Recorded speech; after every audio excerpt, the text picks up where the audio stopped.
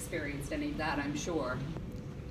She's presented for the Human Rights Campaign and other LGBT counseling and advocacy organizations, the National Organization for Women, the World Professional Association of Transgender Health, and numerous counseling, psychotherapy, and human sexuality organizations.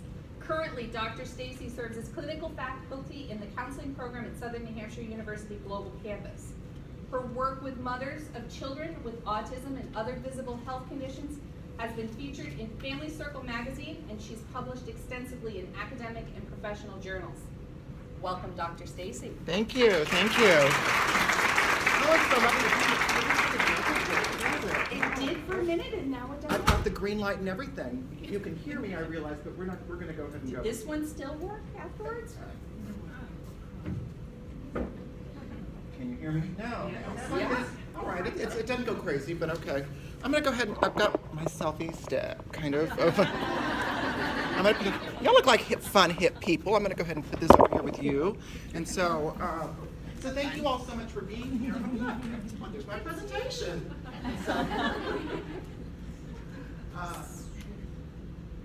So I Do you know where yours is, Stacee? yeah, interestingly enough, oh, yes I do. It is the, oh, you know what I did? This is always a funny thing, is when you transfer things over from a laptop and you do lots of, let's see, oh, there she is. There she is. There she Wonderful. is. Okay, cool. I am, welcome. Fantastic. Thank you. So thank you all so much for coming, and it's a great honor to be speaking with you and to be sharing this information with you.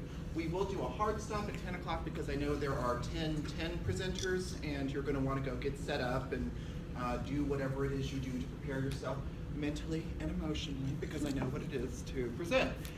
So I do want to talk to you a little bit about the reason we're doing this kind of a presentation. It's interesting. When we talk about leadership development, so often the emphasis is on skills. It's things like how to coach people and managing operational issues and managing performance concerns, things of that nature. It's about motivation. It's about a lot of other things. But we often don't speak about, this isn't a really loud mic, but you all can hear me okay? Okay, groovy. Hey, we'll just go with it then. But we don't often talk about the stuff that blocks us psychologically, emotionally, the things that keep us from showing up fully for our work as leaders, as professionals, as colleagues, and also in a personal sphere, the ways that we show up in our lives as wives, as mothers, as sisters, as daughters, as girlfriends, as people who are connected in a vast relational sea of people who matter to us. And so this presentation is really going to give you some insights into this, I hope, and that you'll walk away with some important pieces of what you can do in a way that is more empowering and that doesn't reflect this kind of old stuff that may be going on that is reflective of an inner saboteur. So I'm also going to pass around this book that's called Dr. Stacee's little email address book, because I sometimes don't collect all of the cards that I hope to collect at a conference, and so I've learned that having a book of email addresses is actually a very effective tool for me, because then I can keep up with people and connect and really resource that way. So I'll start with you, Jen, if you don't mind. Okay, and we'll just pass it around. And so you'll recognize it because it says SNU on it. So let's get clear then about what I'm talking about here. So when we talk about the inner saboteur, it's interesting. We're in those spaces and we're feeling pretty good that morning, thinking this suit looks good on me. You know what? I'm feeling pretty positive, pretty confident. And then there's that little part of us that whispers, "You're not really as smart as your sister. You know what? You really don't measure up. Should you be here?" Anybody know what I'm talking about? Anybody familiar with that little part of you that comes up, that brings up these weird little questions, these weird little things that we start to examine and wonder about? Well, what do we do then? We hear this voice, and pretend like it's not there. We go on about our days, we go on about our tasks, and we ignore this part of ourself. We try to, and then it seems to start getting a little bit louder and a little bit louder. The whisper doesn't remain a whisper. The whisper becomes a roar, and the whisper starts to then get our attention. And when we do the next thing, we believe her. We believe this part of ourself that is really diminished, this part of ourself that really is telling us that we aren't quite as smart as good as deserving as knowledgeable as, or whatever else happens to exist within our inner saboteur. And this is such a reality for so many people. It's just, it's such a storyline for women, and oftentimes it comes in this sort of 1-2 punch because it can attack us on a couple of different levels. It can certainly hit us in the professional level, and then it starts also sabotaging all sorts of other things. And we'll talk about that in just a moment. But what's true is that when we get into this, we don't just look at it often and recognize it for what it is. Oh, this is old stuff, and just and move along.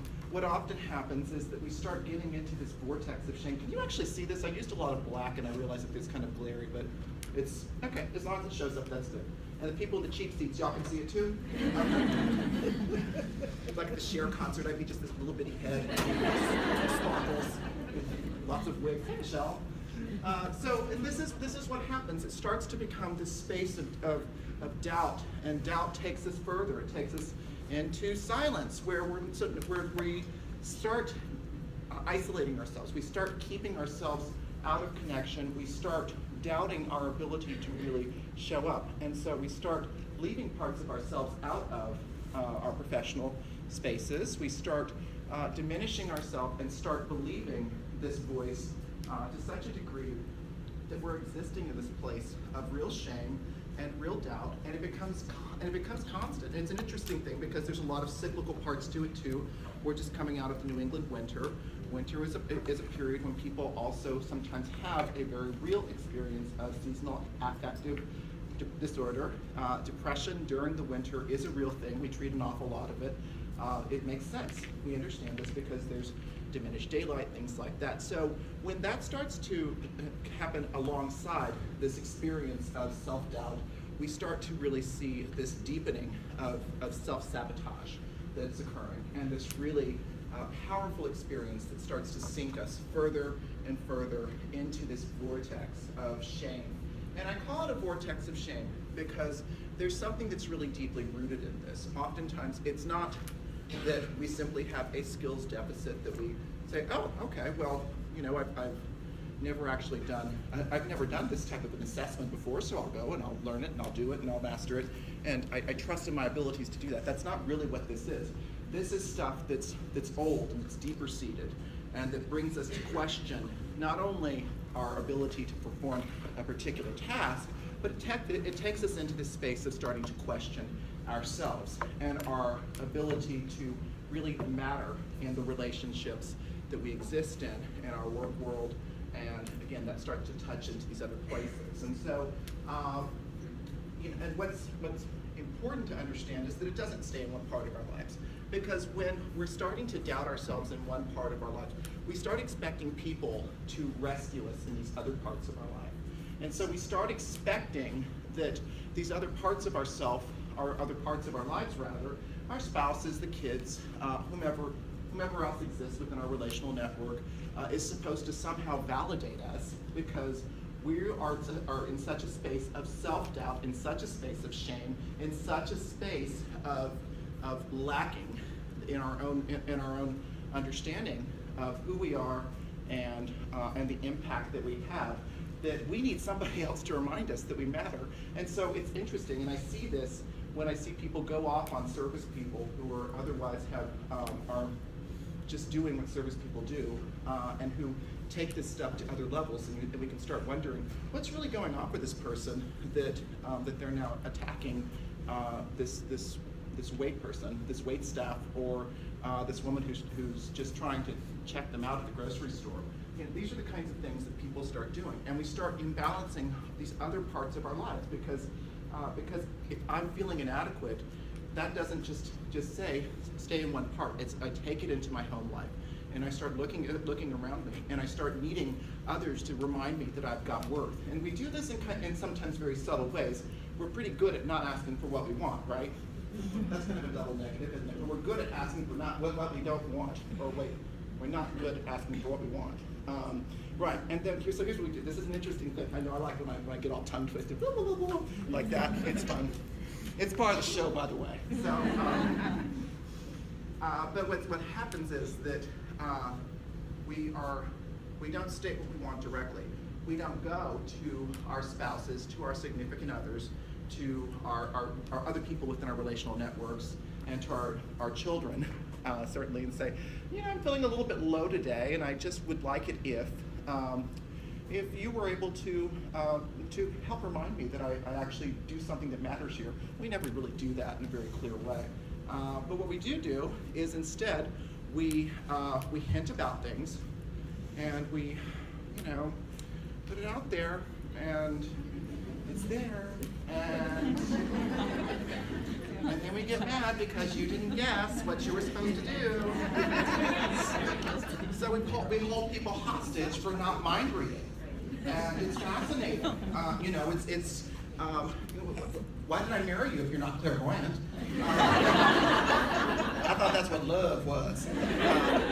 And so we start doing this kind of stuff in our lives, and it's a really good indication that there's something that's deeper that's going on, something else that's mattering to us that we're not necessarily attending to in the way that we need to.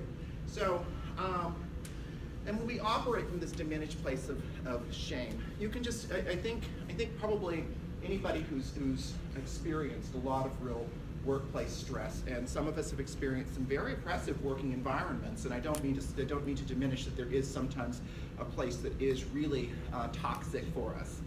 That is a truth. And but what happens is that we don't feel confident. We're going through this world. We're feeling shaky about ourselves and our abilities. We've lost perspective. We have lost a sense of ourselves and our ability to affect change in these worlds in which we're operating. And we also do the stuff that we'd never do when we're healthier. I mean that physically healthier, emotionally healthier, things like that. We quite literally stop attending to our health in the ways that we need to. And it's easy to see this when we talk about things like physical health. We say, oh, you know what, I'm eating more than I normally do, and I'm kind of getting into these bad habits of mine. I'm not exercising the way I need to, and all that other kind of stuff. It's easy to see, but what's quite a bit more subtle, because we don't physically see it, is that when we aren't attending to our mental health, to our wellness, to our needs for retreat, and for being able to be in our spaces of joy, whatever that is, making art, making a beautiful garden, making spaces of love and connection, and spending time doing things that matter with people who matter to us. And when we start getting away from that stuff and start allowing that to diminish, it will show up in these different areas. And so it's an interesting thing, because there's very much a network aspect to the whole thing. And so it holds us in shame, and oftentimes we're in shame, and we don't know why that is, because unlike physical maladies, where we can say, oh yeah, you know what, I need to go ahead and do this, because I know for myself, I'm 48, and I know that when I'm not taking care of myself physically, I start to notice it. I've got the back thing starting and things like that. I'm like, oh, I've been sitting a lot too much, and things aren't fitting right. I'm like, ooh, even with these Spanx here, I'm like, this so neck out, please. And so, those things are there, but the mental and emotional health, it's a little bit more difficult to spot. For some of us, we find ourselves just weepier, crankier, just kind of a lot more agitated in our spaces. Things are coming up for us that shouldn't be coming up for us. We feel we're getting a lot more triggered by things like jealousy. We're getting a lot more triggered by all of these spaces that shame occupies in our life. And it's an interesting thing what that means for us. So, in essence, we prove her right. We prove our inner saboteur right. And I mean this, I don't mean that she's right as in this is really this unchanging law, but what I mean is that we really create, in effect, we create our self-saboteur. Isn't that fascinating? It really is, because we get this stuff in our heads, and then we start working along with her. We start making this stuff really happen and making it something that is concrete. And so we start disrupting our lives. We start sabotaging our lives, and because we've given into this part of ourselves that's diminished, this part of ourselves that feels shame, and we start engaging it. We start acting from it, and that's a fascinating thing. It's a thing, though, that we can disrupt, because it doesn't have to become our life story. And it's important to understand, where does this come from? Well, this is a very, very, very educated group of women. And if we were to add up like the IQ of this group, my goodness, what could we power with that? What could we power with those tens of thousands of IQ points? I don't even know, but I think one thing we could probably do some resolutions with some of the world problems. I think I put us to the lie on trying to figure out how to fix border issues and things like that. So what's really going on? Well, even as we have grown academically, intellectually, people have very, very sophisticated minds who have put a lot of intention into growing ourselves and our skill level as professionals. There's still this emotional area that's still very stunted. And that's what this is talking about. This is really reflective of, is that there's this part of us that still is diminished, that didn't happen to grow with us.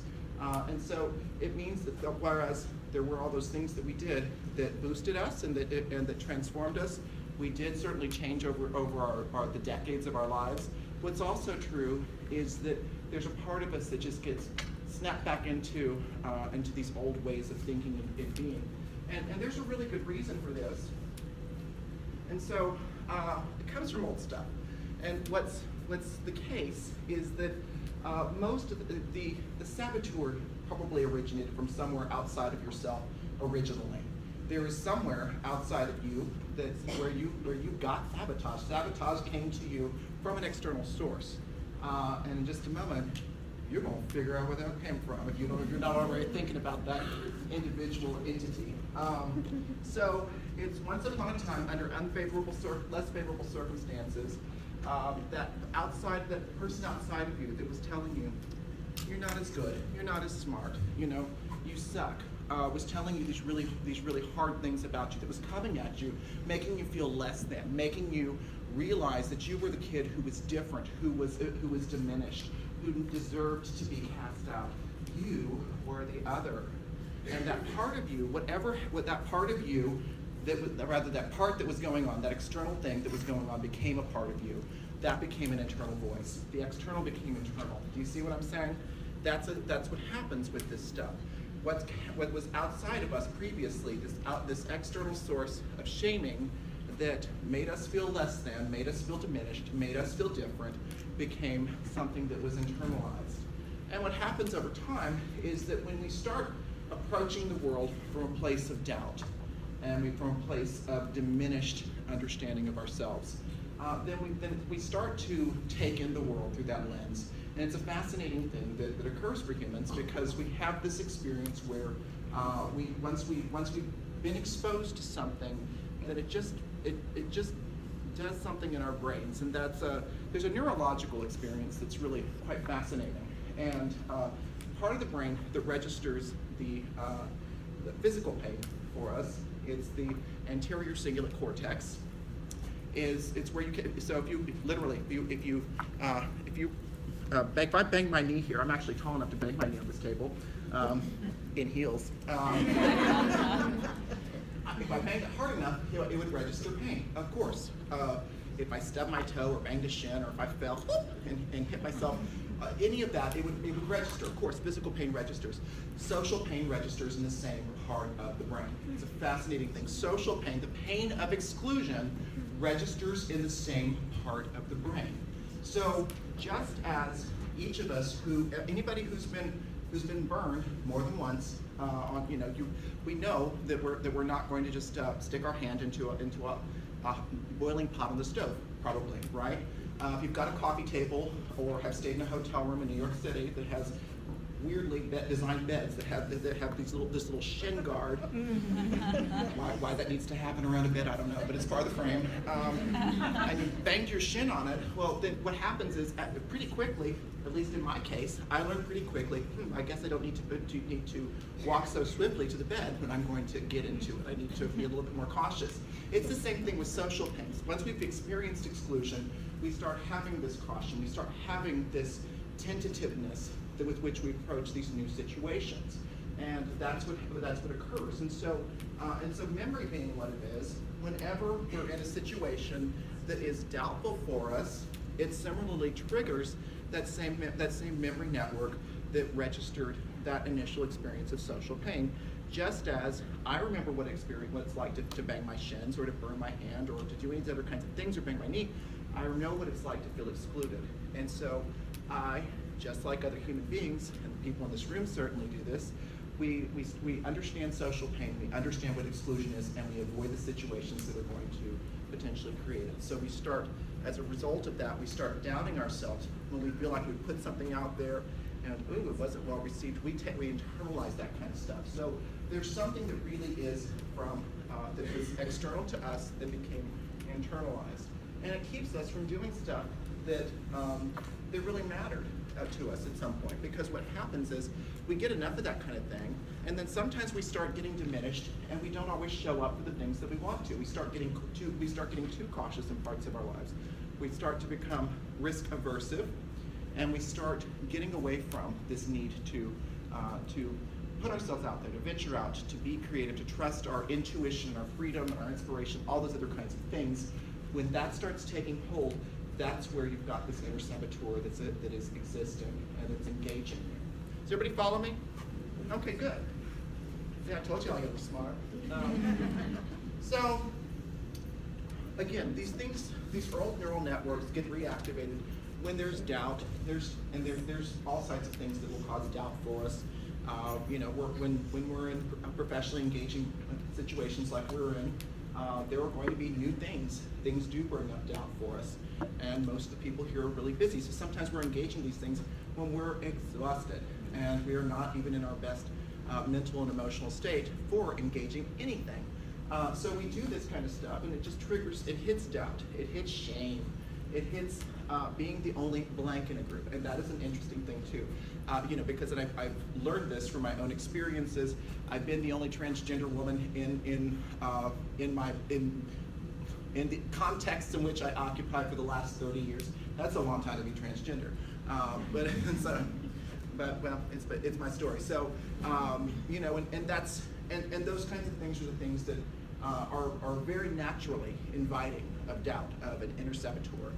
Being the only one of us, whatever us is, being the only one of our race or ethnic background, being the only person who is from a particular group, who's got a visible difference, a visible area of distinction or life experience, that kind of stuff, being in those spaces really is something that can bring up our inner saboteur when we're not cautious. And personal stuff, of course, bleeds into our work world too. So we've got things that are diminishing us in our personal lives. Anybody who's gone through a personal situation, you've gone through personal tragedies, anybody who's gone through a breakup or a divorce or a major move or a bankruptcy and still tried to carry on the work world, like nothing's going on, that's a very, very difficult thing. And many, if not most of us, have gone through those things. So, but there is a way to talk back to shame, and this is an important piece to get clear on. And I'm going to ask you, if you've really found yourself thinking about this and resonating, the place to begin here is get clear. When you, look, what's happening? Like, there's like this sweet spot here where I can really hear myself up here. So, all right. But y'all are listening. Talking back to shame, though, important, get clear. When you think about that inner saboteur, as you think about that inner saboteur, try to isolate it. Whose voice is it? Whose voice is it? Whose voice is that inner saboteur's voice? Now, and for many of us, it's our own voice, and yet, check it out. See, is there another voice that's mixed in there? Is it an X? Is Is it a caregiver who may be present or is no longer present in our lives? Was it a teacher, a coach, a former employer? Anybody of these kinds of experiences, think about whose voice that is. That's really going to be very helpful for you as you do this, because once you're clear on that, then you can start separating the inner saboteur from something that came from somebody else who probably had a really diminished need themselves, and that's what was going on, a diminished sense of self. And so bring to mind a current situation. We're going to do this real quickly because I know you all have to go in a very short time. So I'd like you just to invite you to bring to mind a current situation. It could be work, home life, personal goal, whatever your thing is, and just bring this to mind. Something that's causing you doubt, something that you are doubting right now, your ability to do. It could be a big project. You know, you are working on a book, you're still doubting your ability to really get through with this. Why would they care about what I've got to say? There are lots and lots of New England authors. You know, whatever your thing is, if it's whatever the project is, whatever the thing is, bring that to mind. Bring that thing to mind that's causing you doubt. Whatever that stuff is, bring it to mind. And consider a what if. Consider it as a what if exception. Because there's always the reasons, the things we're really good at telling ourselves all the reasons that it won't work. There's so many people who are more interesting. You know, there's so many people who are qualified. There are so many people who are doing this. But consider a what if. What if they really saw me as qualified? This is a really important thing. Being able to amplify an understanding of the positive and manifest it is a thing that really happens. What if everyone else who did this for the first time was nervous? What if everyone else who did this for the first time was nervous? Because here's the thing, we all are. We all are. Everybody's nervous. I was nervous the first time I did speaking. You know, I was nervous the first time I did a counseling session. I was nervous the first class I taught. Oh, are the students gonna like me? Yeah, they did. You know, and so and they still do. You know, everything I've ever done for the first time, it was a first time. First times are scary. And so if we think about that, and what if we say, well, what if this is just normal stuff? What if everybody who goes through this is really nervous the first time they do it? That's a powerful thing to recognize, because then it means that maybe we're not alone. Maybe we're not so odd that we're a little bit freaked out about this new venture that we're going into, this new promotion, this new relationship, this big move, this new thing that we're doing because we're chronicling the butterflies of New Hampshire. That'd be a great book. Naturalists would enjoy it. So, what if I did believe that I deserve this? Oh, deserving. This is a big thing. What if we deserve the good things that we've earned for ourselves? What if we actually started to act as if we really believed that kind of stuff? This is a big thing. I talk to therapists about accepting the right to take money for what you do. Because that's a big thing too. People struggle with this. What if I actually deserve this? What if the fact that I spent a lot of time in college getting educated, what if all the skills that I brought here from my background, whatever your background was, what if all the things that I've learned along the way, just in the things I've done in life, whatever your thing you've done in life is, if you were an activist in college, if you raised children, if you have battled cancer, whatever you've done in your life, there's something really important. And what if that really mattered? What if that really mattered here, and that was a valuable life experience that I could use and bring in here and do something with in a way that nobody else had done? What if I was to really, really believe that? Picture yourself as if this is what you want is already here, and this is a good thing to start thinking about. You know, this is where you can really think to give some thought to some I am statements. I am, I can, I do, I will. Make it rich. Give yourself over to this. Hi. Oh, are you coming to see me? Oh, you can hang out. Okay. No, everybody. What's that? Well, if I did, I guess it'd be too bad, because my keynote's almost over. No, we're good. They can hear me. Okay, but I appreciate you asking. Okay.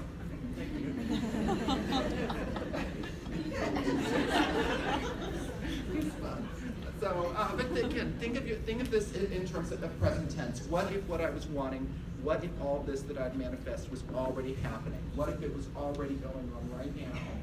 And get clear. When you walk back into your office next week, or, you know, instead of watching Netflix tomorrow, or mowing, whatever, or, I don't know, we're not mowing yet. We're sort of, are we feeding grass? What are we doing? We're putting a little lime around the hydrangeas, you know, that kind of stuff. So, mulching. You know, and that's important too. I'm a gardener, so I understand. But think about that. If I was to do that next thing, if I was to go ahead and give some time to this, what would it look like? Just give yourself over to that and give yourself permission. Give yourself permission to manifest your thing. You know, that's the whole thing. As I tell you this from my own experiences as a therapist, as an educator, and as a woman who had to get up and just do this kind of stuff every day. This stuff is within you, and it's powerful, and we have the opportunity to really own what's real for us, what's powerful in us, and all these great qualities. And we have an ability to just do if we can get out of our own way. And that's always the biggest thing. It's always hard to get past this stuff. But understand, self-sabotage is old stuff. It's just old stuff. It's just that old embedded stuff. It's going to come up when we're hungry, angry, lonely, or tired. That's why in AA they say when you're hungry, angry, or lonely, tired, halt. And so we can recognize it by its traits. When we start feeling weird places of shame and stuff like that, when we start feeling these other insecurities that are just coming up for us, we can start to notice. And there's just, when those things happen, don't pretend like they're not happening. Get clear, name it. Name what's going on for ourselves, and do something with that. But don't not name it, and then just allow it to fester and to start bleeding into these other areas of life where it truly does begin then to sabotage. And then, of course, we can start addressing this stuff before it really does those nasty things that sabotage do. So, sabotage do. Sabotage does. Sabotage does. There we go. So I appreciate you all. You've been great. And to reach me, I am Dr. Stacee. I have a www.drstacee.com. And check me out. If you want to message me, I'm available. You can message me through Twitter, LinkedIn, email me. I've got business cards. And I've got my little book going around for people to add their email addies to. And you can drop me a line at drstacee@vac.com or at my SNU email address, which I have a business card for. And I know we've got a hard stop, I'm thinking, because we have a 10 o'clock presentation. So thank you all.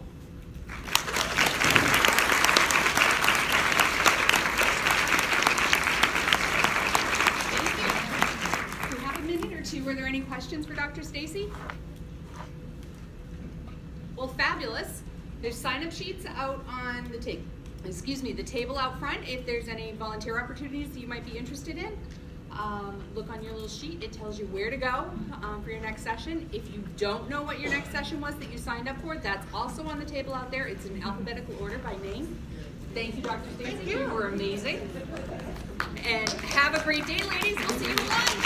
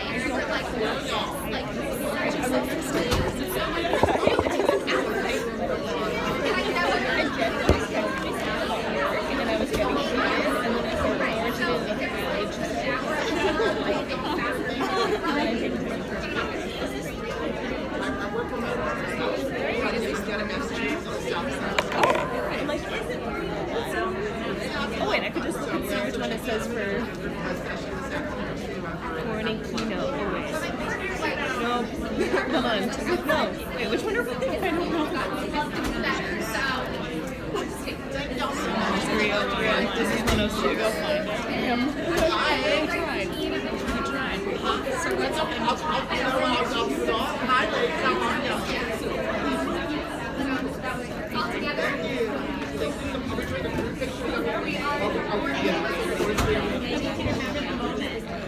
Yes, yes.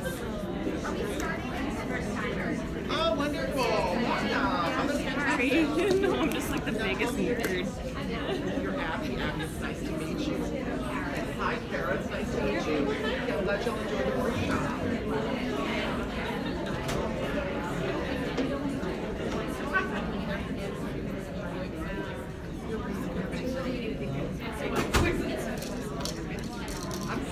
That's great. Now we're very cool.